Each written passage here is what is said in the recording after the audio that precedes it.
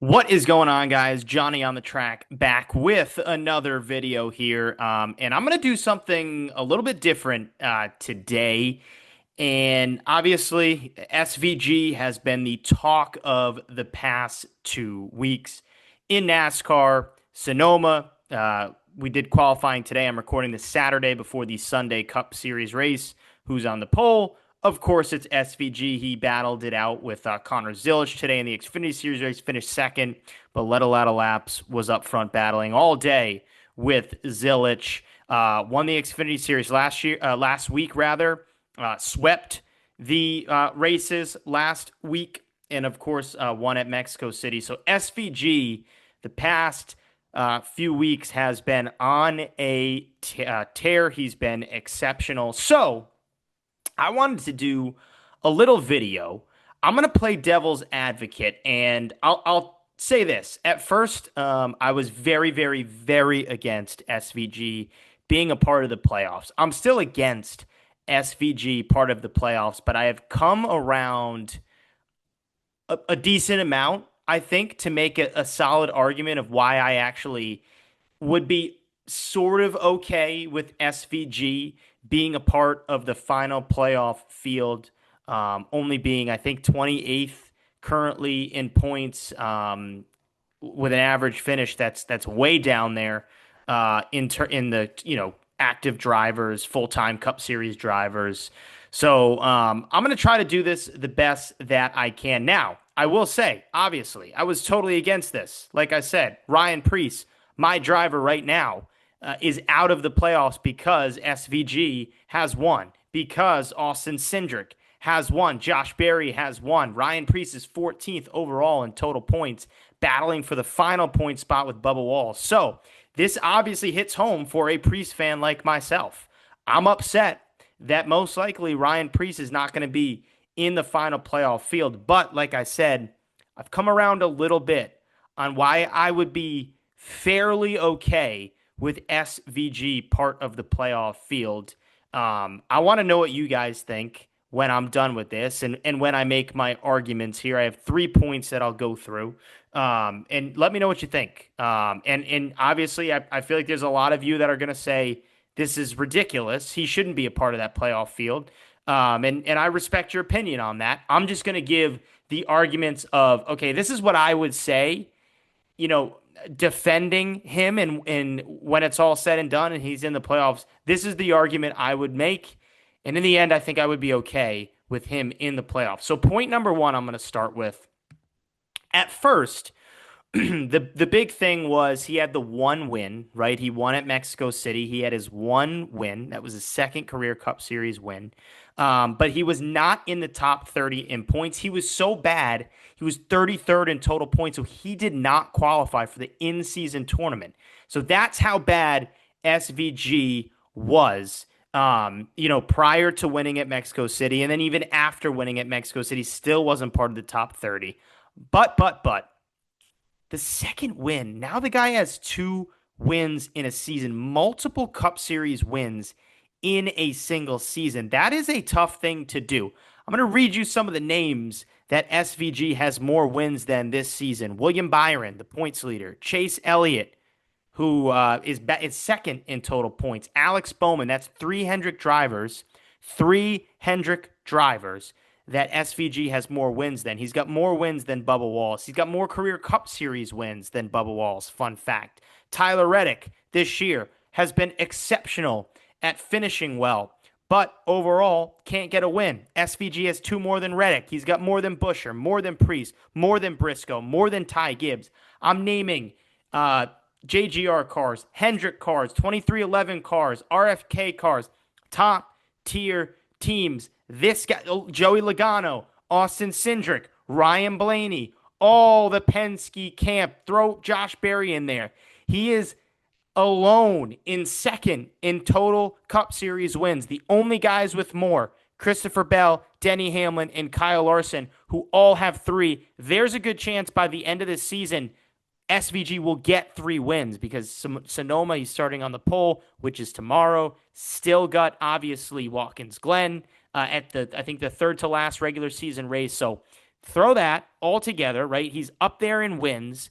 You make the argument at first, the guy's got one win, not even top 30 in points. Well, now he's got multiple wins. And I mean that's pretty impressive. And when you actually lay out it like that he has two wins, which is more than Byron, more than Elliott, Blaney, Chastain, da da da, like just name them all. I mean that's impressive. And on top of that, he's got two poles, right? Two poles is a big thing.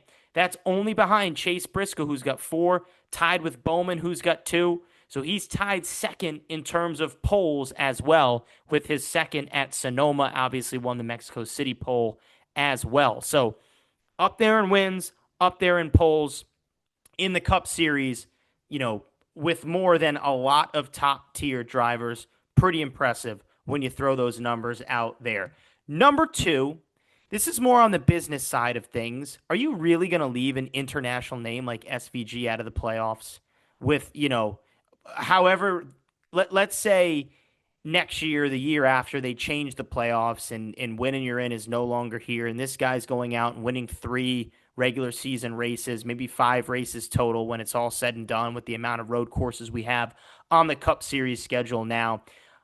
I mean, this guy's good for ratings. He's an international name, right? Comes from New Zealand, provides additional international viewership. It's an additional storyline that new fans and international fans and fans who like IMSA and like Formula One and like road racing, this is their guy. This is a guy that they can root for, and enjoy watching him spank the field at Mexico City, winning by almost 20 seconds, right? So, as from the business side of things, I think overall building a storyline around an international guy who has came across the ocean to race in the United States in the top stock car series in the world, right?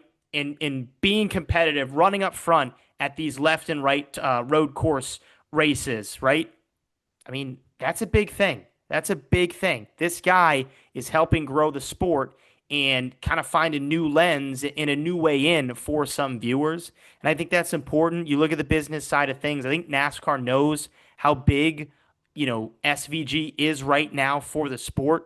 He's not Larson, obviously. He's not Chase Elliott. Obviously, I get that. He's not even Denny Hamlin or Kyle Busch. But he is an international driver, and we saw when NASCAR took it to Mexico how big of a fan base Daniel Suarez had down there, right? That was huge for him to win at his home track. So the international guys, right, provide that additional spike in ratings and additional storylines that NASCAR can build around the Cup Series, can hone in and zone in on a guy like SVG, follow his story, follow his career, and I think that's important from the business side of NASCAR. That's number two.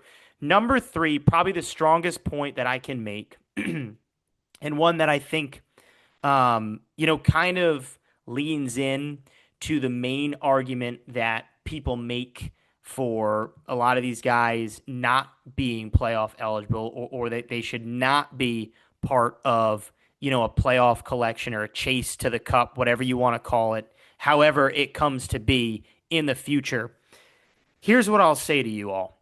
The chase, when the NASCAR did the chase, it was kind of the collection of the best 10 drivers points-wise competing in, a kind of extra points, a second season, a postseason, if you will. And it was a collection of the 10 most consistent and best drivers throughout the year, right? That was the chase.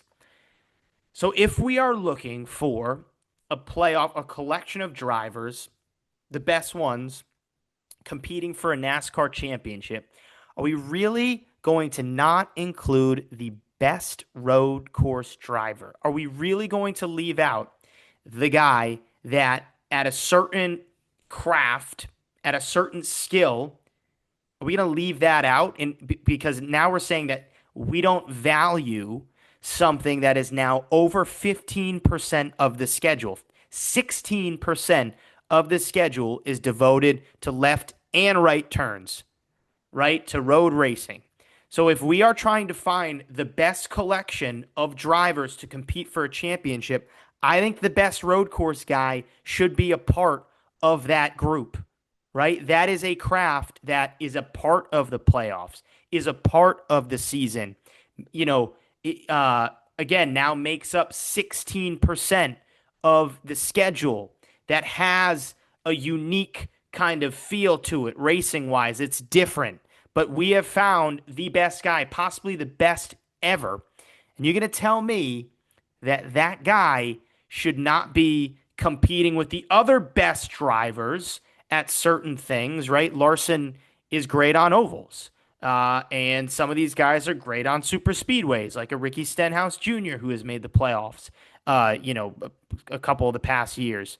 So to me, when you look overall at, hey, I'm looking for the best driver. That's what I'm looking for. I don't think you can discredit SVG, who has shown that at a certain craft in NASCAR, he is the best. He's the best by far. The field is chasing that guy.